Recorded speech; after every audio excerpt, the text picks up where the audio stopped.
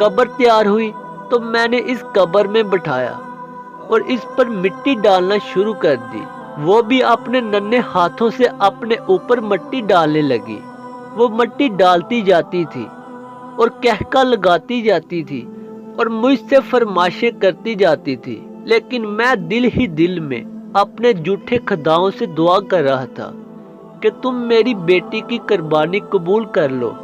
اور مجھے اگلے سال زمانہ جاہلیت میں لوگ اپنی معصوم بچی کو سامنے بٹھا کر قبر کھودتے تھے، پھر اس بچی کے ہاتھ میں گڑیاں دے کر اسے مٹھائی کا ٹکڑا تھما کر اسے نیلے پیلے سرخ رنگ کے کپڑے دے کر اس قبر میں بٹھا دیتے تھے۔ بچی اسے کھیل سمجھتی تھی۔ وہ قبر میں کپڑوں، مٹھائیوں کے ٹکڑوں اور گڑیاؤں کے ساتھ کھیلنے لگتی تھی۔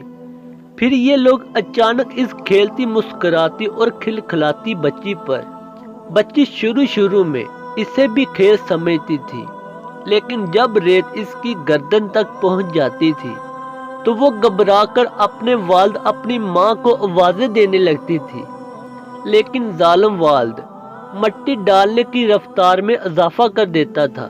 یہ لوگ اس عمل کے بعد واپس گھر آ جاتے تھے تو ان معصوم بچیوں کی سسکیاں گھروں کے دروازوں تک ان کا پیچھا کرتی تھی، لیکن ان ظالموں کے دلوں پر تالے تھے، ان کے دل نرم نہیں ہوتے تھے۔ بعض ایسے لوگ بھی ہوتے تھے جن سے سلام قبول کرنے سے پہلے ماضی میں ایسی غلطیاں ہوئی تھی۔ ایک نے واقعہ سنایا، میں اپنی بیٹی کو قبرستان لے کر جا رہا تھا، بچی نے میری انگلی پکڑ رکھی تھی۔ وہ باپ کی لمس کی وجہ سے خوش تھی۔ وہ سارا راستہ اپنی توتلی زبان میں مجھ سے باتیں کرتی رہی، وہ مجھ سے فرمائشیں بھی کرتی رہی، اور میں سارا راستہ اسے اور اس کی فرمائشوں کو بہلاتا رہا۔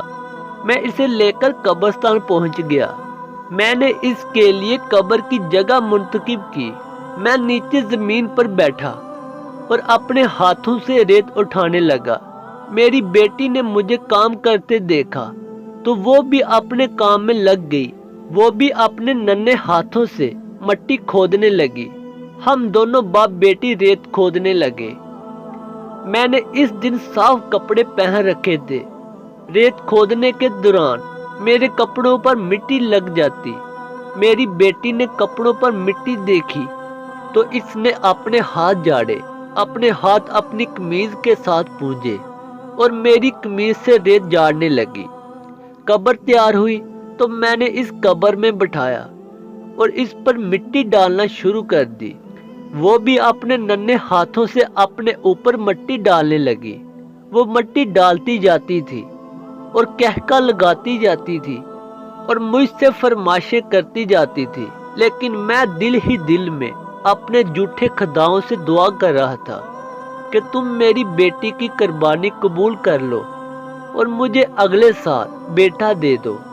میں دعا کرتا رہا اور بیٹی ریت میں دفن ہوتی رہی۔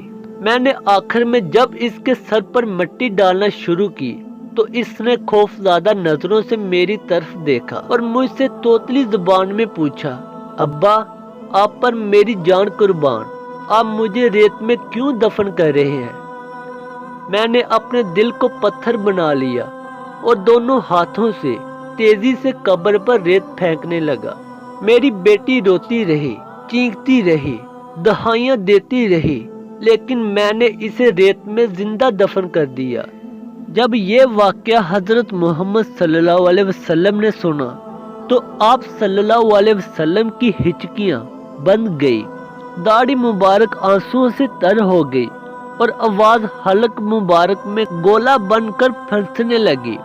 وہ شخص داڑھیں مار مار کر رو رہا تھا اور رحمت العالمین صلی اللہ علیہ وسلم ہچکیاں لے رہے تھے۔ اس نے اللہ کے رسول صلی اللہ علیہ وسلم سے پوچھا، یا رسول اللہ، کیا میرا یہ گناہ بھی معاف ہو جائے گا؟ رحمت العالمین صلی اللہ علیہ وسلم کی آنکھوں سے اشکوں کی نہریں بہہ رہی تھی۔ ہمارے معاشرے میں آج بھی بہت سے لوگ اس نقطے پر غور دیتے ہیں کہ ہمیں بیٹا ہی چاہیے۔ ان سے اپیل کرتا ہوں کہ خدا را ایسی گندی سوچ کو ختم کرے۔ دیکھا جائے تو تقریباً لڑکیاں ہی ہوتی ہیں جو ماں باپ کی اصل قدر کرتی ہیں۔